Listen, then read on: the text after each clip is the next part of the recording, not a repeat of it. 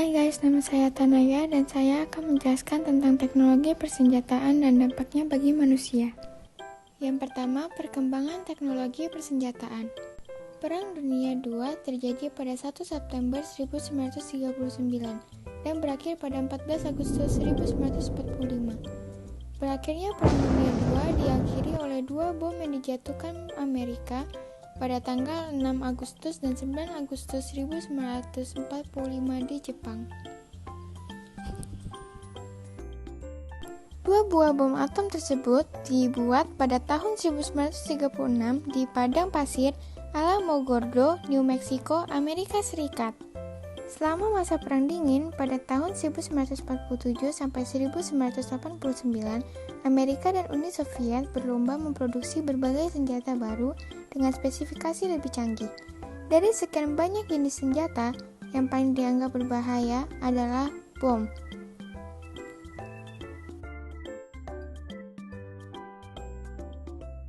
Bom yang telah dikembangkan menjadi bentuk rudal dikembangkan lagi melalui teknologi yang bernama teknologi peroketan.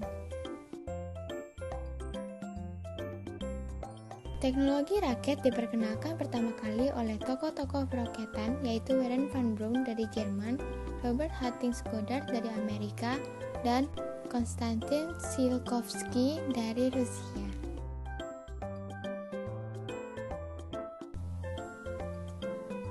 Tahun 1949, Uni Soviet berhasil membuat bom atom.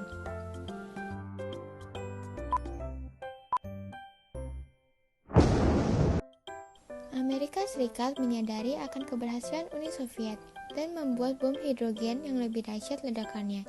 Tapi tahun 1953, Uni Soviet berhasil membuat bom yang sama. Untuk menghindari perang nuklir, tahun 1968, Amerika Serikat dan Uni Soviet mengadakan perjanjian. Yang pertama, Perjanjian Non-Proliferasi Nuklir. Ditandatangani pada 1 Juli 1968 untuk membatasi kepemilikan senjata nuklir. Diusulkan oleh Irlandia dan ditandatangani oleh Finlandia untuk pertama kalinya. Pada tanggal 11 Mei 1995 di New York, 170 negara sepakat untuk melanjutkan perjanjiannya tanpa batas waktu dan tanpa syarat. 5 negara yang diperbolehkan memiliki senjata nuklir oleh NPT adalah Prancis pada tahun 1992, Republik Rakyat Tiongkok pada tahun 1992, Uni Soviet pada tahun 1968, Britania Raya pada tahun 1968, dan Amerika Serikat pada tahun 1968. Ada 3 negara lain yang telah mengakui pernah melakukan uji coba nuklir, yaitu India, Pakistan, dan Korea Utara. Israel dicurigai dan diyakini memiliki senjata nuklir. Namun Israel tidak pernah membantah atau mengiyakan pernyataan tersebut. PBB pernah menuduh Iran yang melakukan pengembangan teknologi nuklir untuk keperluan senjata nuklir. Tetapi hal tersebut dibantah dan Iran bersikeras bahwa pengembangan nuklir yang mereka lakukan untuk keperluan pembangkit listrik tenaga nuklir. Yang kedua, Perjanjian Pembatasan Persenjataan Strategi.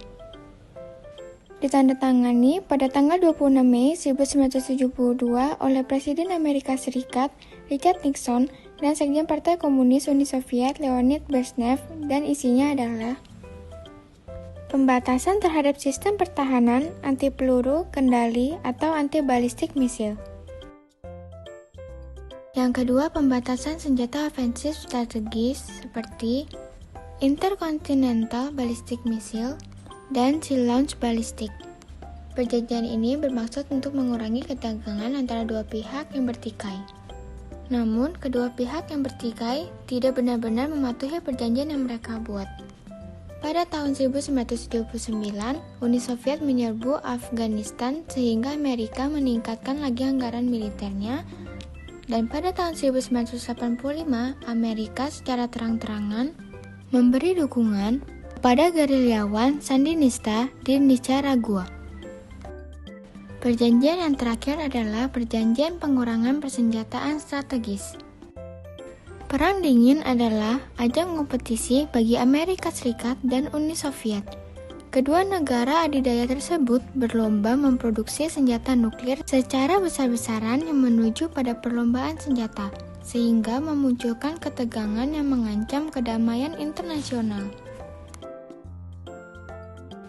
Maka pada tahun 1982, dibuatlah perjanjian START yang dilakukan oleh Amerika Serikat dan Uni Soviet. Mereka menyetujui bahwa kedua negara itu memusnahkan persenjataan nuklir yang dapat mencapai sasaran jarak menengah. Dampak teknologi persenjataan bagi manusia yang pertama adalah senjata digunakan sebagai alat pertahanan oleh militer di setiap negara untuk mempertahankan kedaulatan negaranya jika ada ancaman. Namun, persaingan antara Amerika Serikat dan Uni Soviet sangat meresahkan masyarakat dunia. Karena sesungguhnya, dampak dari perang kedua negara adidaya ini akan lebih dahsyat dari Perang Dunia II. Ya, akan jauh lebih dahsyat dan berbahaya karena senjata yang digunakan jauh lebih hebat dan canggih. Sekian dan terima kasih. Udah, bye-bye.